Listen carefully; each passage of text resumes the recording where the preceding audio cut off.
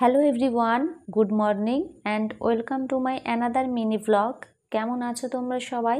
আশা করি সবাই খুব ভালো আছো আর আমিও ভালো আছি।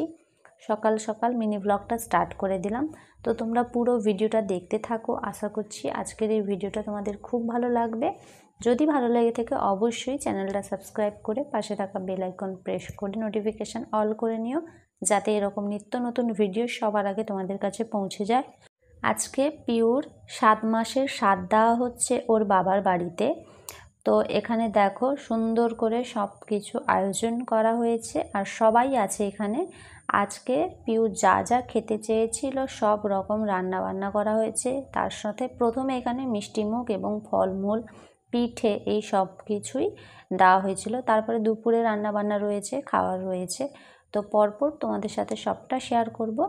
আর ছোট বাচ্চারা এখানে পাশে সবাই বসেছিল একসাথে। পিউকে ভীষণ সুন্দর লাগছে আজকে। তোমরাও সবাই কমেন্ট করে জানিও কেমন লাগছে।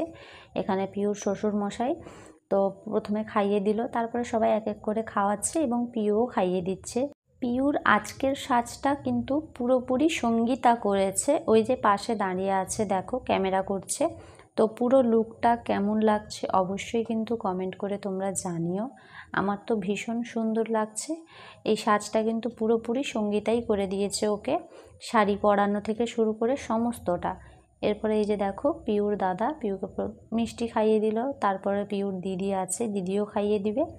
আর এখানে সব বাচ্চারা বসে আছে পাশাপাশি, আমরাও রয়েছি, আমি সঙ্গীতা। বাঙালিদের একটা ঐতিহ্যবাহী অনুষ্ঠান হলো সাতভক্ষণ অনুষ্ঠান।